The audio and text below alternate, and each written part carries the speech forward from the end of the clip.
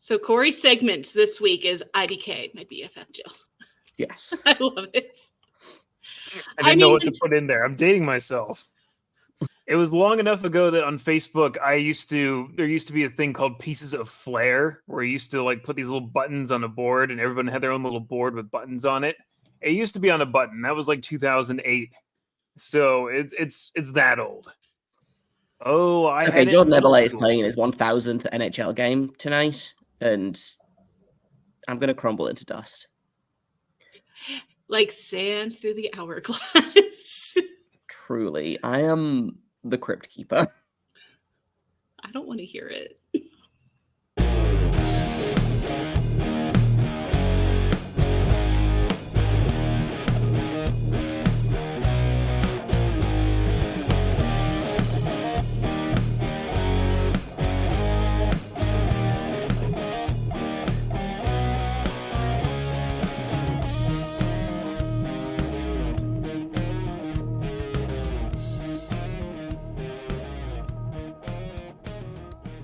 Hello and welcome to episode 18 of Calder's Calling, the Calder Times flagship podcast and your premier podcast destination for everything surrounding the American Hockey League.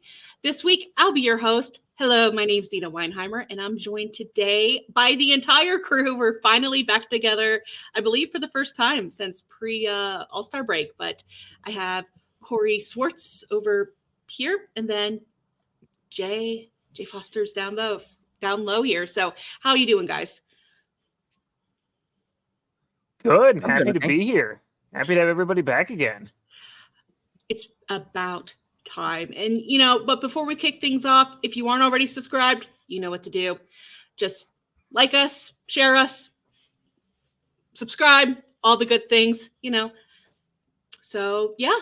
Get us straight into your feed. So, and of course, we do have to pay a bill right away. So I'd also like to thank our show sponsor, Document Doctors. When they're not on the ice, because guess what? They play hockey too. They do have the time to help you and your business optimize and increase your revenue profits to a bigger slice. Check out documentdoctorsllc.com.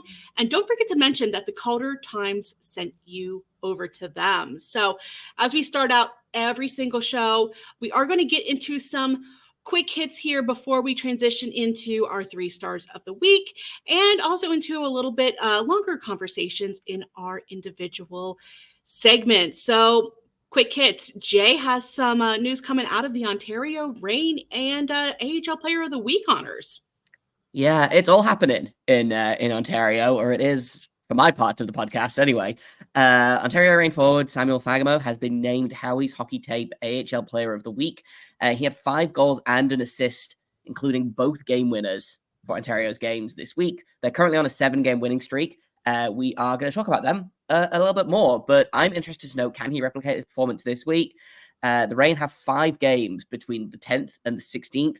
They've got back-to-backs on Sunday and Monday, Wednesday in Calgary, Wednesday in San Diego, and then back-to-back again on Friday and Saturday. Friday at home versus Coachella Valley, Saturday against Bakersfield. Fagemo is one of those players where I don't understand how he's still in the AHL. At the LA Kings, give my guy a chance. At LA Kings, what are you doing? Truly. But yeah, so far it looks so good. It looks good for him. Sunday, Monday, Ontario outscoring Calgary 11-3. I mean, what a way to kick off a 5-7 week. That's just, yeah. And then your guy here, reigning AHL Player of the Week, 2 goals on Monday, and then on Sunday, and then did he get any on Monday? Oh, darn. We had to settle for an assist, but come on. I'm just being point streak lives on. It does. It really does. And back-to-back honors, maybe? At least for us, maybe.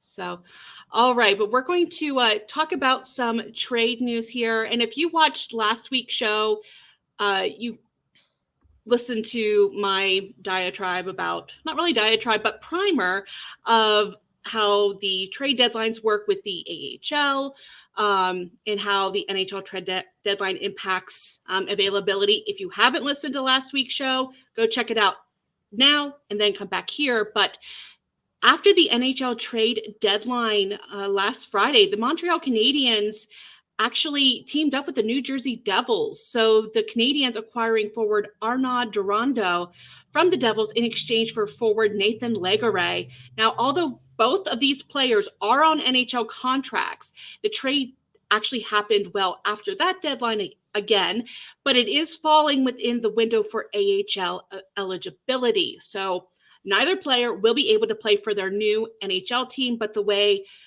everything panned out with them being on paper moves and all of that, they will be eligible for AHL postseason contention for their squads, assuming they get there. So just some late breaking trade news there.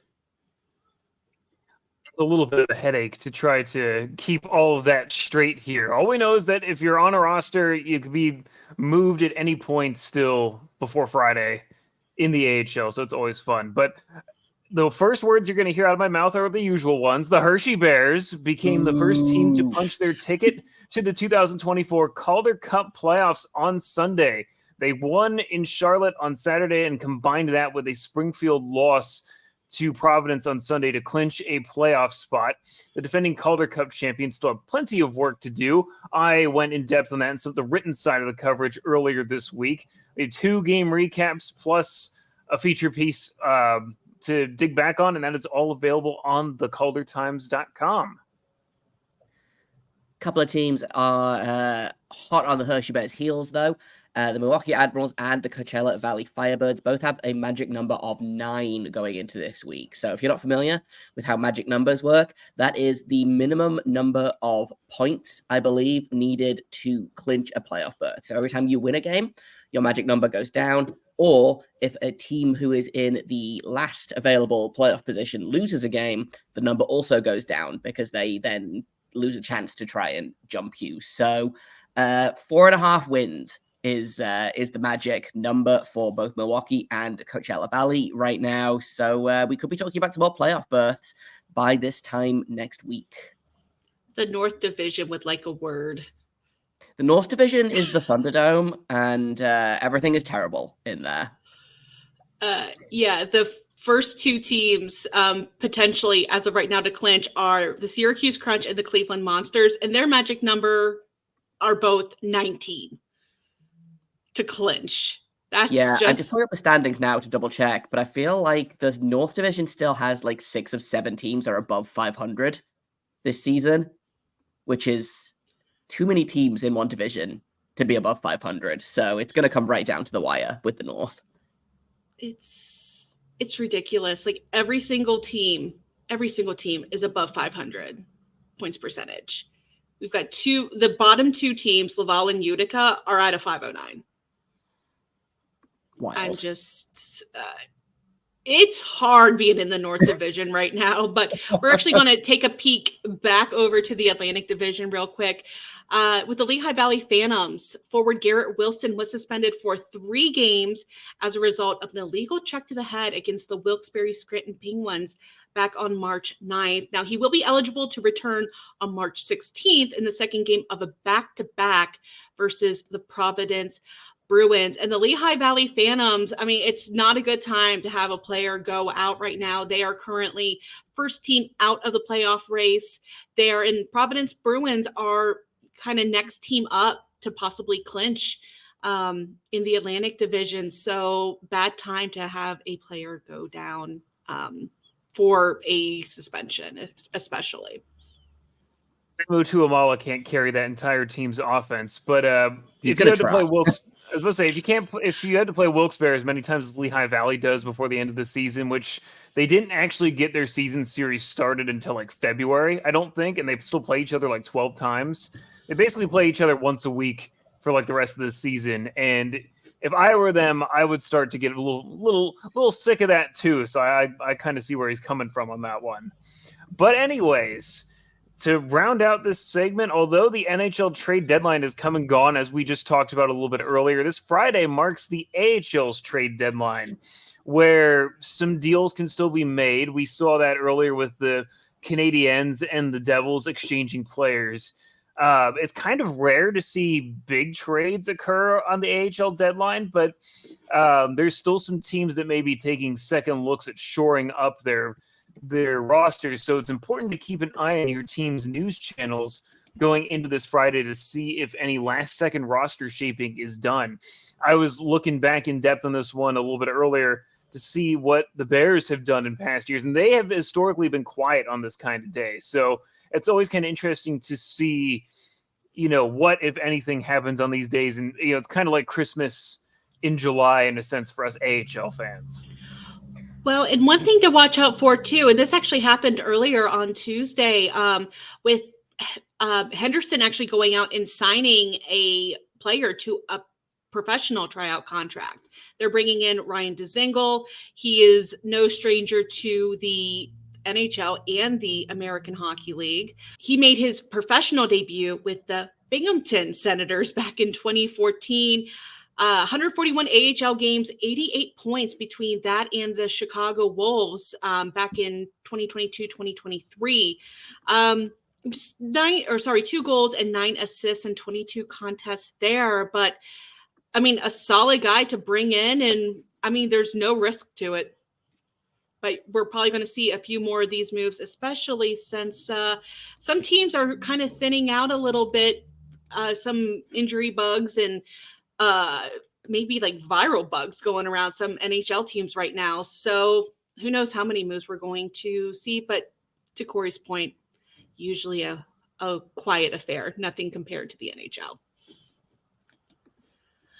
All right, so we're going to go ahead and transition over to the 3 stars of the week. We're going to kind of forget about what may happen, and we're going to celebrate some players that had some really amazing weeks here. And Corey, I'm going to let you go first.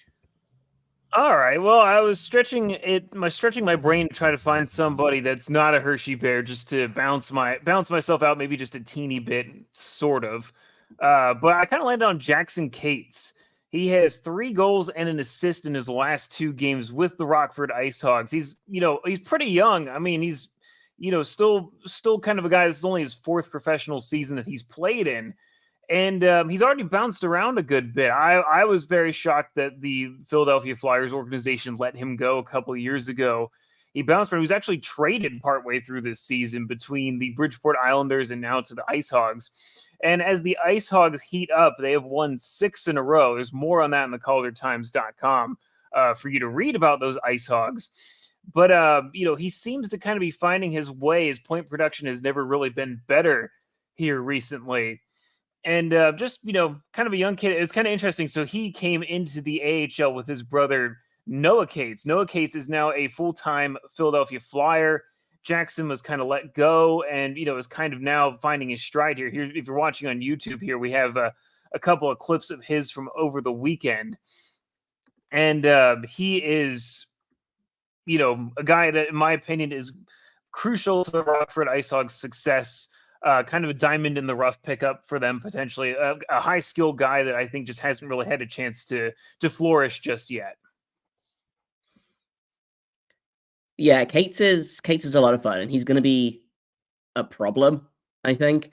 Speaking of problems, big bad Brad Lambert has arrived. He's kind of been here all season, but when I was kind of looking at who I wanted to pick, I was like, right, let's have a look in a division that I don't pay a lot of attention to. Brad Lambert has like 5-game point streak going right now. This week, he has 7 points in 3 games. He had 2 separate 3-point games and is suddenly 3rd in rookie scoring in the entire NHL. And I believe both of the guys ahead of him are currently up in the NHL, actually. So depending on semantics, he's the leading scorer for AHL rookies right now, for rookies that are actively in the AHL. This is a guy that I have loved since his draft year, and I do not understand how he dropped all the way to, I think, 31st in the first round, because he was a guy that I was looking at in the top 10. So I'm feeling extremely smug that he is taking goalie souls and also taking names at this point in the season. And again, he's going to be a problem in the AHL and the NHL for a real long time. So Central Division, watch out. Yeah, he's just a player that I remember you talking about him back in like November, December. Like, this is a guy that we need to watch. And if you saw the clip here, just 40-point mark in the 48th game of the season back on March 10th. And right through Jesper Wallstedt, right through the 5-hole. And that's a tough goalie to beat. It is. Right? It really is. And it's just, what other words can we actually have about this? He's doing the thing. Good for him. So I've got another one for you guys that's not necessarily, awarding the star because, he had a really standout week like Corey's and Jay's picks. Mine is more, once again, because he's just had a solid run for a long time. And, last week, talk about Ivan getting his first NHL contract because of his play. We're going to kind of go to the other end of the spectrum here and go with Calgary's Brett Suter. This past week, he surpassed that tied for fourth place mark and is now in fourth place alone in AHL's history for career games played. As of Tuesday, he has played in 1,075 games. If you count in his postseason play, that's 1,138 games as an American Hockey League player. Now, you may be wondering, well, who's in the top three if he's number 4? Top 3, Willie Marshall with 1,205 regular season games. Remember, these are all regular season when they count these. Fred Glover, 1,201. And of course, it always comes back to the Hershey Bears with Brian Helmer at 1,117. So he's getting, real close to Brian Helmer's mark if he sticks around another couple seasons, maybe, or maybe not even a couple seasons. If I can actually do math, he can get it here a lot sooner than that. I just can't math. No one said I would have to do math today. So before we move on to our next segment, I do have a little bit more to share about our sponsor, Document Doctors. So is your business growing beyond the 4 walls of your office? As businesses grow, so do the challenges of keeping people trained, safe, and supported. Document Doctors, a proud sponsor of the Calder's Calling podcast and the Calder Times, offers affordable solutions to help optimize your business and keep the good times rolling. They offer content-focused solutions such as training document creation, back office process optimization, policy and procedure development, and much more. Support the podcast and the Calder Times by visiting them at documentdoctorsllc.com. Don't forget to mention us when talking to their team of contentologists. So, Jay, he already talked a little bit about the Ontario Reign and, reigning AHL Player of the Week, already 11 goals, and we're only up to Tuesday for the week. But I'm going to just let you take it off from there.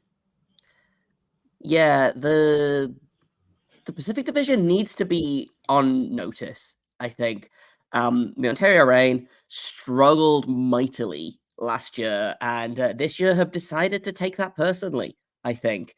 They are currently 3rd in the division. They are on a 9-game point streak, 7-game winning streak, and they don't look like they're slowing down, backed by, guys like Samuel Fagemo, who we talked about already. TJ Tynan is always in the mix. I'm just double checking where he is. He's currently 10th in league scoring right now. The Ontario Reign have 2 players in the top 10 of league scoring. Samuel Fagemo has 51 points in 38 games. TJ Tynan has 50 points in 56 games. So kind of a slow scoring pace for Mr. Tynan, but he is by no means done. And that's, they've got Charles Hudon, who is 12th in league scoring. Like, they, I believe, are one of 2 teams to have 3 players in the top 20 of league scoring. They might actually be the only team to have 3 players in the top 20 of league scoring. And that's not even talking about the goalies. They've got one of the best rookie goalies in the league, for my money, with Eric Portillo, who has a 925 save percentage. That's best. That's second best in the entire AHL in terms of save percentage. The only guy better than him is Clay Stevenson, also a rookie, also having a real good season over there in Hershey.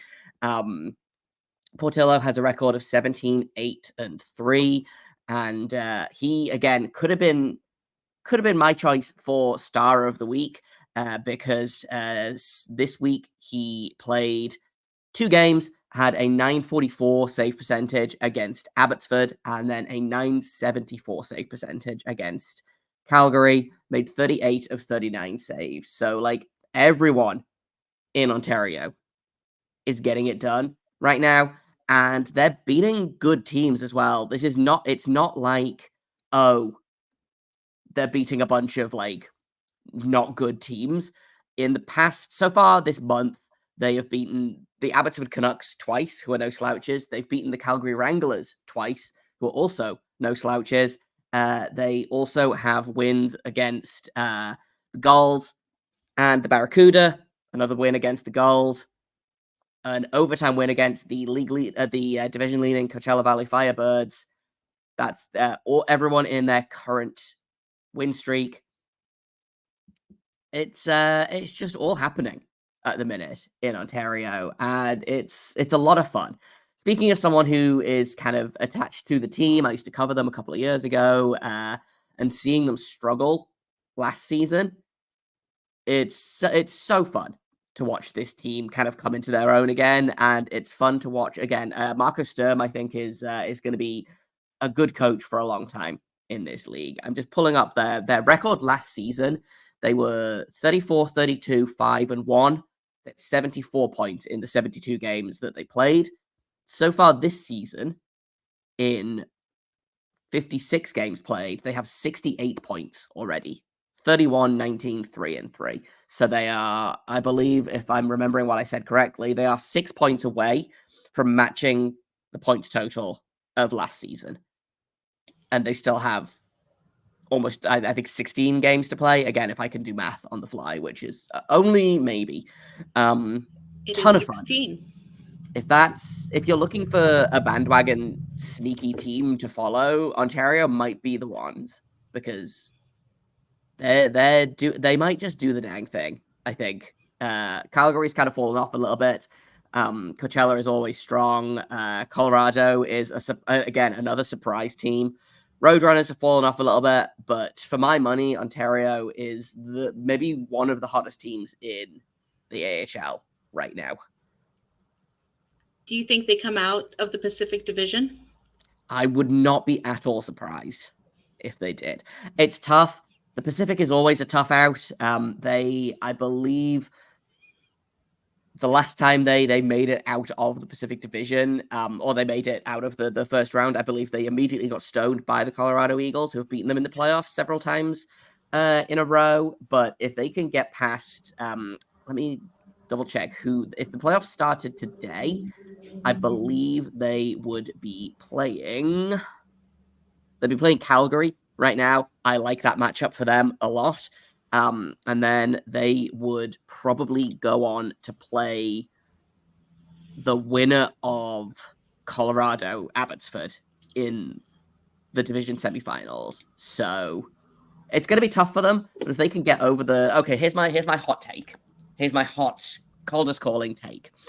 If they beat the Colorado Eagles in the playoffs, I think they make it to the final. That is a hot take, but I like it. And I'm saying it with my whole mouth. Take receipts. We'll come back here in a month and a half, and everyone can laugh at me, but I don't care. I'm saying it.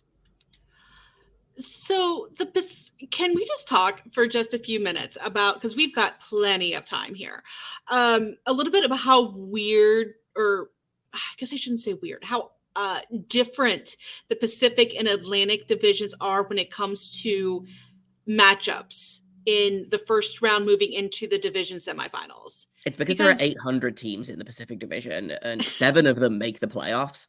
So they have a bunch more teams to get through, unlike the North and the Central, which it looks like only 5 teams make the playoffs from either of those. So they immediately are started. Like the Monsters and the Monsters, the Crunch, the Admirals, like they're all facing a much easier path to their specific division and conference finals, just because they play fewer games. By the time a Pacific Division team makes it to the conference final, they've already played a best of 3, a best of 5, and a second best of 5. So they might have already played fully 13 playoff games before they make it to the conference finals, versus a team like a Syracuse or a Cleveland or a Milwaukee who could have only played like the minimum that games they could play is 6 to get to the conference finals. The maximum a team from the Pacific could play is 13. So they've got to play a lot of hockey to get to the same point as a team from the North or the Central. So if you're watching on YouTube, I have a graphic that is up on theahl.com as part of their playoff primer, and they update this every day. So the matchups, if the playoffs started today, just look at this down in the Pacific Division. It's very similar up in the Atlantic, but so again, if the playoffs started today on Tuesday, March 12th, you get Coachella at number 1, and then they would face the lowest seeded first round winner. So they truly will not know who is coming up next until all of these are worked out. You never know. They could get a 7 Abbotsford, or it could be, 2, 3, 4 wins. And so they face number 4 Tucson. I don't know. It's convoluted. I guess it's tough to prepare for as well. It is. You don't know who you're going to play. And sometimes you don't know who you're going to play until 48 hours before the series starts. How do you prepare for that? You don't. You just kind of have to hope for the best. It honestly feels like there should be like a trophy that's handed out for the team that just makes it through that. Like that's almost like its own bracket competition. Like, obviously there's only trophies handed out for winning the Eastern Conference and the Western Conference. But to me, it's almost like that is chaotic enough that, it feels like there should be some kind of winner in that respect. But also, how much value does it get to be placed on getting that bye? I mean, the Atlantic Division is 2 byes. The North Division has 3 byes, as does the Central Division. But in the Pacific, it's just 1. Like that.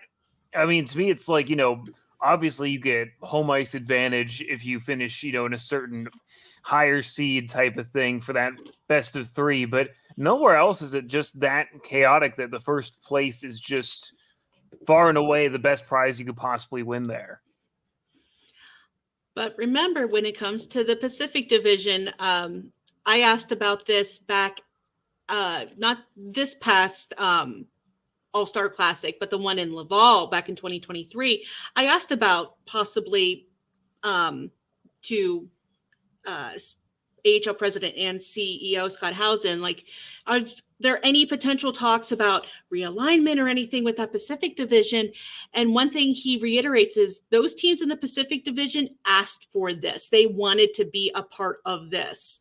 So this is the I don't want to say repercussions, but this is the byproduct of wanting to be in a, what is it, 9-10 team division. 10 team division. And I do, yeah, for what it's worth, the Pacific Division was born of, we want a division on the West Coast. We want a division in California. So I believe when it started back in 2015, I think there was only 1 or maybe 2 teams in that division that weren't actually based in California. Obviously, it's expanded out a little bit now. They've got Abbotsford, they've got Calgary, Tucson, and Henderson are all outside of California. Colorado, they've been there since the beginning. They were, I believe, the only non-California team in the very beginning.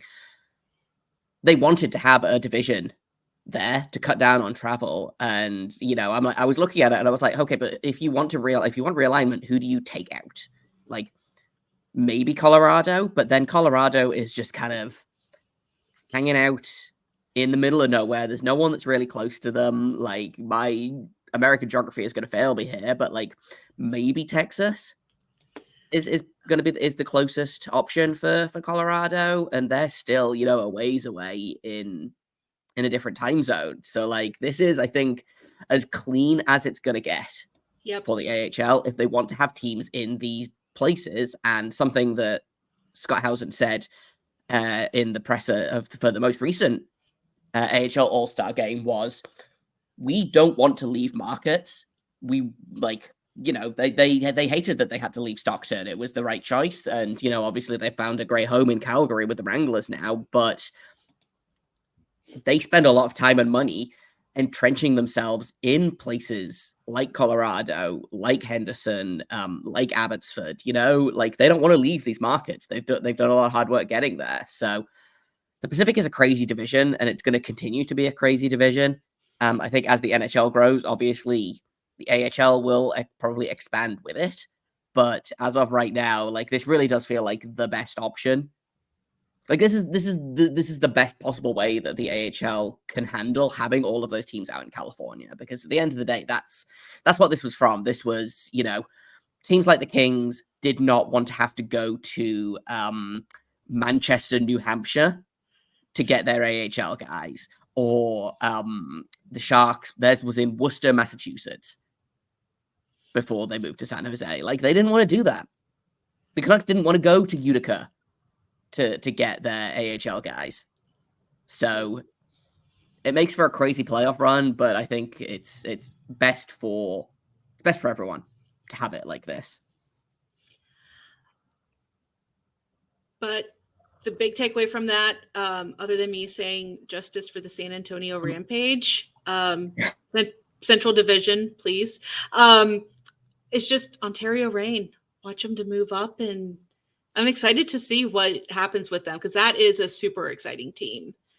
That's a team that knows how to turn it on as well, and they've got a lot of they've got a really intriguing mix of young players and veterans as well. In the, you know, TJ Tynan has been around the block for a million years. He knows how to win in this league. I believe he has a Calder Cup with Cleveland. Am I right? Did he win with Gary in 2016? Yep. You know, and then they've got guys like Samuel Fagemo, who, again, should be in the NHL, but isn't. Obviously, losing Jarrett Anderson-Dolan on waivers was rough, but, and, you know, I believe they have sent Frank Clark back down to the AHL. So he is going to be eligible for the AHL playoffs, which he is going to cause fits and starts for every other team in the league, because there was a minute there where he was leading rookies in scoring and AHL defensemen in scoring as a 20-year-old rookie defenseman. So watch out for Ontario is all I'm saying. I'm fully willing to eat my words on this, but watch out for Ontario. All right, so we're going to go ahead and move on to kind of continuing to talk a little bit about playoffs here, but maybe not in the way that you're thinking. Of course, you know, we're all looking ahead. It's like, okay, here in a little over a month, that playoff picture is going to be finalized. Schedules are going to be coming out, and we're going to transition into 100% playoff talk here in the American Hockey League. But teams have to get to that circled date on the calendar first. And right now, some teams that were once extremely confident in, you know, having a solidified group, chemistry's good, teams are rolling, all that, are now finding themselves, unfortunately, the victim of some late season call-ups, again, of these playoff hopefuls to, in some cases, NHL teams that are long out of contention. Now, this basically what got me started on this is a current situation that the Columbus Blue Jackets and the Cleveland Monsters are in. Of course, that's my beat. That's who I know the best. And right now, Cleveland Monsters fans not happy. So basically what is happening is, okay, trade deadline comes and goes. Now, Columbus, we talked about this on the Locked On Blue Jackets podcast a little bit, Jay, where Columbus, well, we didn't talk about, like, I prompted the question and you talked about it, I guess would be the better words here. Columbus doing a pretty decent job trying to get a couple of good veteran pieces for the Monsters. They brought in Malcolm Subban and Jakub Zaboral, again, goalie, defenseman.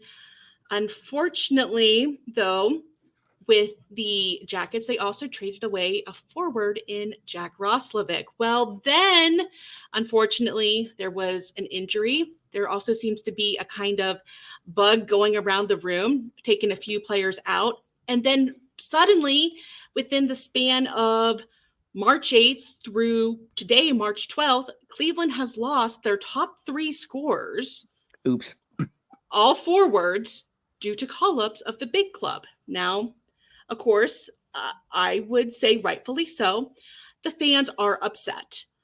They are looking down at this gauntlet of a North Division that we alluded to earlier, that no team is safe right now. Literally anything can happen whenever the first place in the North Division, Syracuse Crunch, has 72 points. And then you go back to 5th place, which is the Toronto Marlies, with 61. That's only 11 points, basically separating the top team from you almost being out of it. The first team that's out, Laval, 58 points. So, of course, Monsters fans are mad. Cleveland having a little bit of a hard time stringing together some wins right now, and their top 3 players are called up.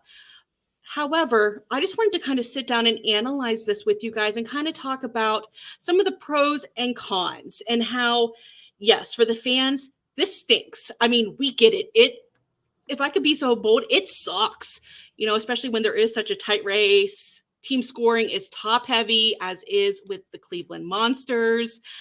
And you're just, suddenly those guys are gone, albeit temporarily in the case of Carson Meyer and Brendan Gaunce, because those are emergency call-ups due to illness. Like Brendan Gaunce, I think he may be back within the next, the player that Brendan Gaunce could be back before puck drop.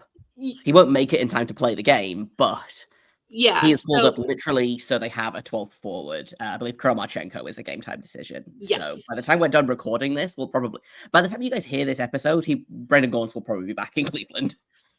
Fingers crossed, because they need their captain, because he is Brendan Clutch Gaunce, the captain. So that means Carson Meyer will hopefully be back soon too. But it sucks. But you also have to view this as, I know you're a fan of this team, but also think about it for the players, because I see a lot of fans, not just in the Cleveland fan base, but just kind of across my tenure covering the American Hockey League, when this inevitably happens, they're just, I wouldn't say conspiring, the team is out to get us, or of course they call up our best people. We need our best people. But you also have to look at it from the organizational standpoint and the player standpoint. Of course, they're going to take the best two-way player because, frankly, they've earned it, And in the case of injury, illness bugs, the NHL has to have that roster limit. They have roster limits. They have to have a minimum number of people. You just have to have it. Where do they come from? The AHL team. So pros for the player in this instance, they're going to get more money if they're on a two-way contract.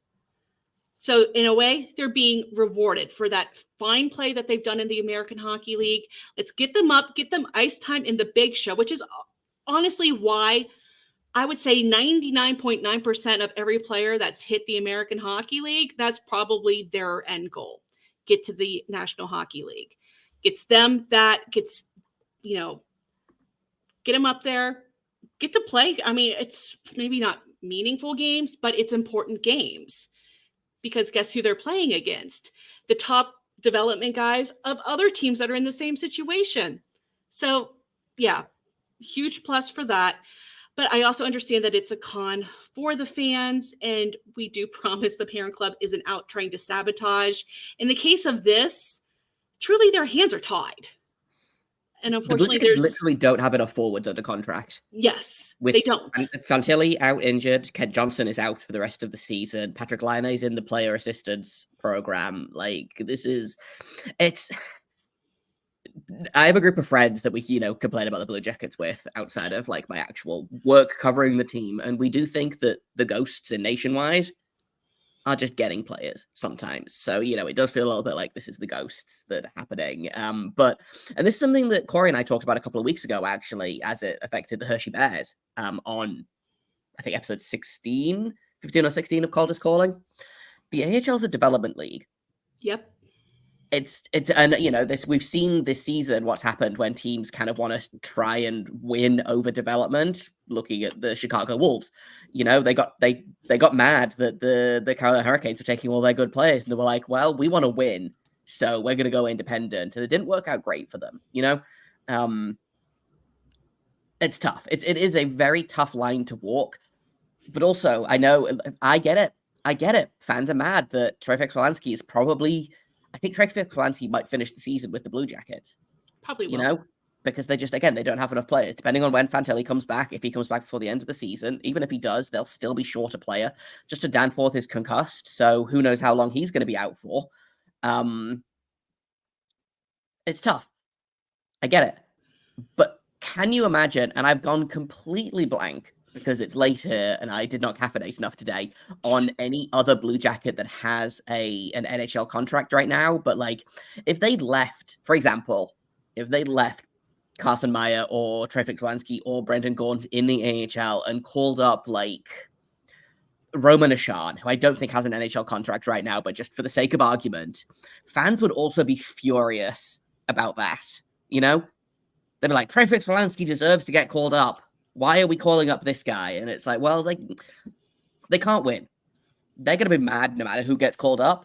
So they might as well call up the guy that deserves it. And I do think, Trey Fix-Wolansky specifically has deserved it. And I think as much as it sucks, I think Cleveland Monsters fans need to start making peace with the fact that Trey Fix-Wolansky's not going to be around forever, guys. Yep.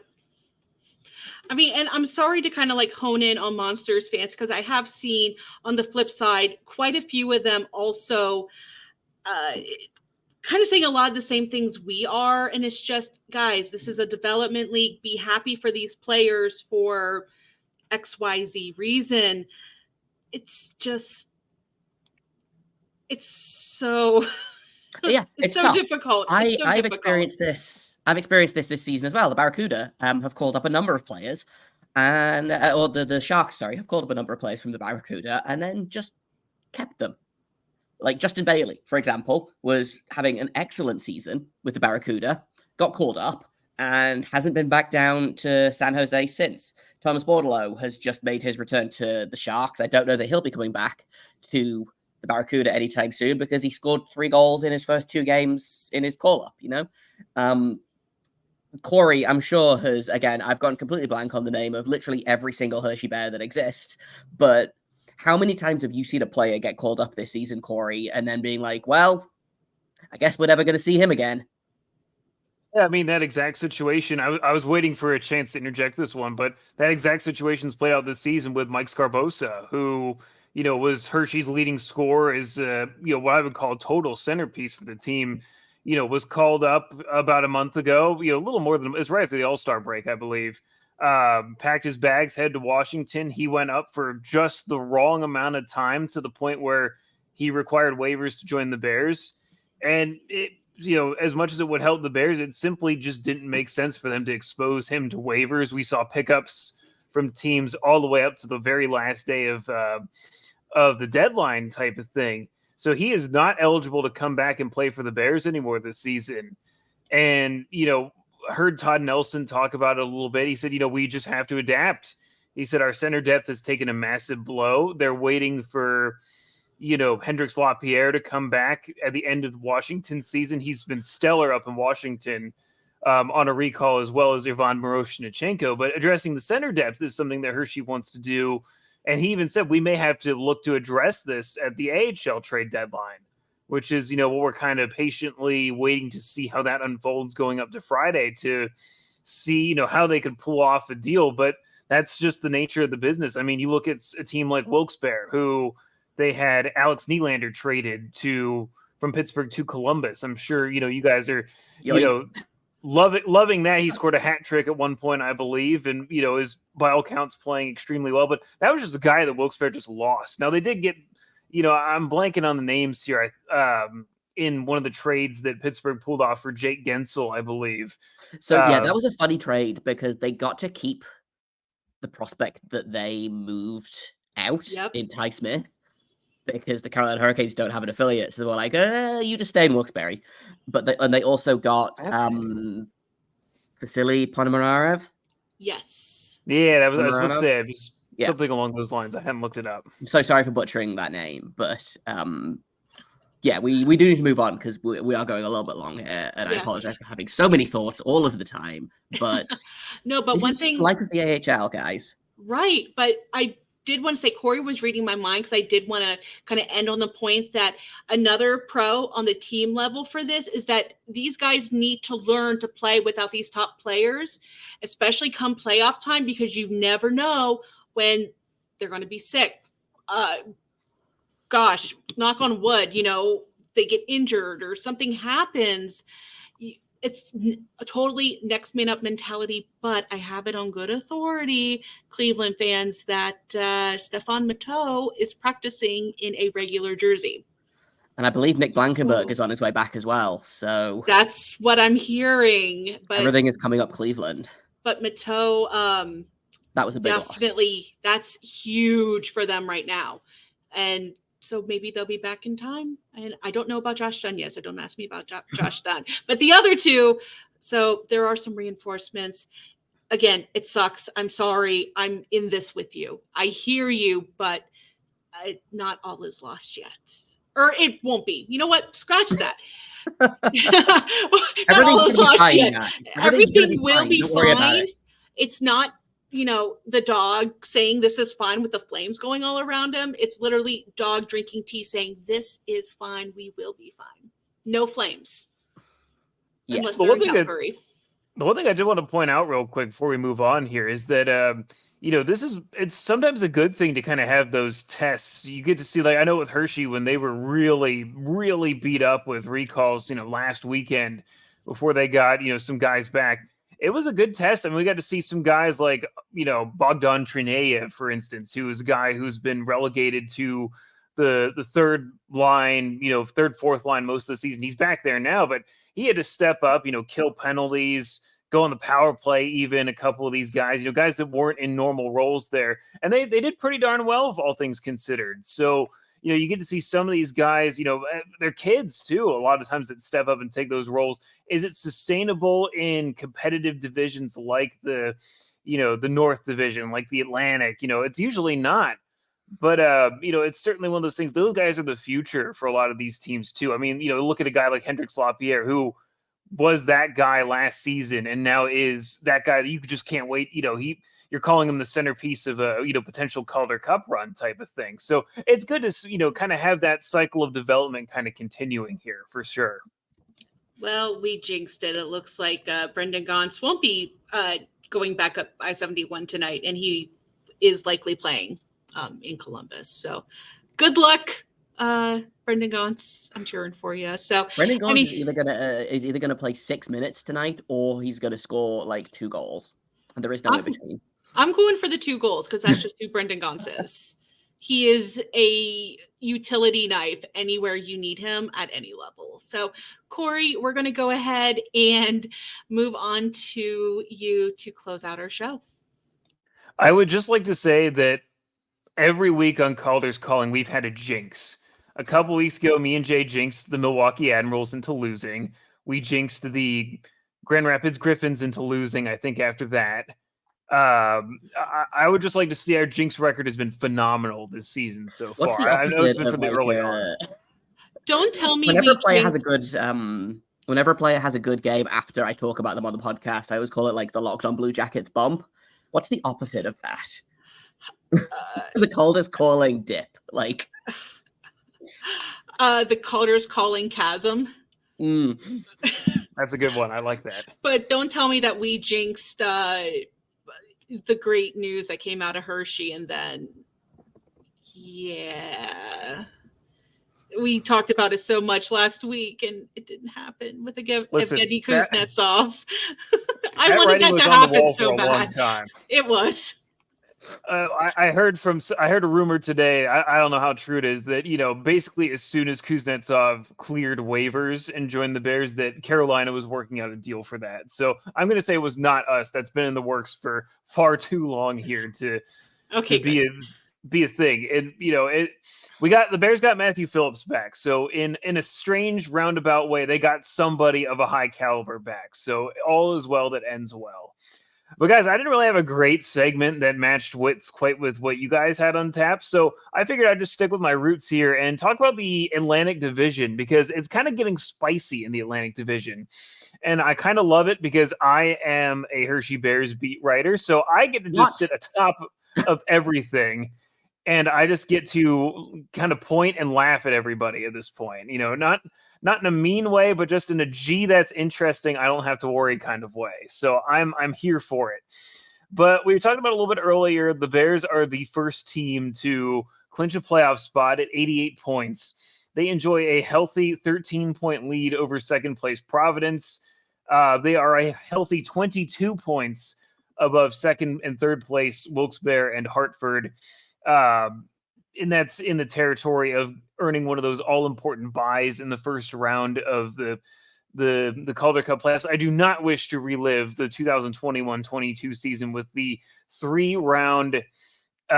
three-game series that I did not have any fun in that year around there. Not in a hurry to relive that any point soon. But once you get down from third place to basically seventh place, it's kind of interesting. So if you're Wilkes-Barre and Hartford fans out there, you're feeling okay. You're kind of in that at least home ice territory of the best of three series. Kind of unlikely they'll catch Providence just with how hot they've been and how, they enjoy a 9-point lead over both of those teams with not a lot of running room to go here. But you're kind of looking at that territory. You're safe. You're looking at Charlotte. They're at 62 points in fifth place. And if I'm a Springfield Thunderbirds fan, I'm sweating because they are down at sixth place. They have struggled so hard. They're now a 500 team, and Lehigh Valley is tied with them for that final playoff spot. Credit the Phantoms for not really going anywhere. They've in terms of falling out of that race, they had every reason to be like, darn, this is not our year. It's not our time. And they've kind of hung around here long enough to, they're a couple games over 500, totally beat up. I mean, I think they're one of the underrated teams in terms of depletion in the AHL right now with how much the Flyers have kind of messed them up from, the situation where that organization's lost a goaltender whose name has already been forgotten. They've lost Felix Sandstrom, and one of those guys between Sandstrom and Cal Peterson, it's for the season. Like there's no hope of them getting another goaltender at this point. They've kind of been dealing with it all season as it was. So, kind of shout out to the Lehigh Valley Phantoms. They've kind of exceeded expectations in a lot of ways, despite kind of a lowly status in the AHL, I think. They're not there yet. They have 2 games in hand on Springfield even to try to climb into that 6th playoff spot. But speaking of, their team that's hotter than Springfield and maybe deserves to be there a little bit, obviously Bridgeport has given some teams fits. We saw a very slick shootout goal from Ruslan Iskahov over the weekend, which was, totally beautiful. But Bridgeport, talk about how a poor start can bury you. They are still 10 points behind the Lehigh Valley Phantoms, 20-36-1. I don't think that there's any hope for them. If I jinx it, guys, you can point and laugh at me then later on down the line, but I'm just going to go ahead and say that I'm not really so sure about it at this point. But the Atlantic Division, I think it's spicy. I think you have a lot of potential for some teams to fade and some teams to rise. If there's teams that I would pick out that I would say I think could rise, I would look at the Charlotte Checkers. They played a really good series with the Bears over the weekend. Kind of a statement series to say, hey, we belong here. We can compete with anybody. Two very close games. Hartford, obviously the only team with a point streak on the board right now, 3-0, 1-1. I was worried about them in the sense that they've lost a lot of players. The New York Rangers are kind of in one of those teams, that they've taken players. Matt Rempe is, one that just continues to garner headlines in the NHL, who, is kind of a helpful tone setter for the Wolfpack in a lot of ways. Obviously Hershey and Providence, I'm not really so sure anybody's going to catch them at this point. And what's nuts about this is that there's a ton of running room. We were looking at magic numbers earlier. Outside of Providence, which is one of the closer teams at 13, everybody's got 20 or more points to clinch a playoff spot. This is a race that I could see really going down to the very last days of the regular season.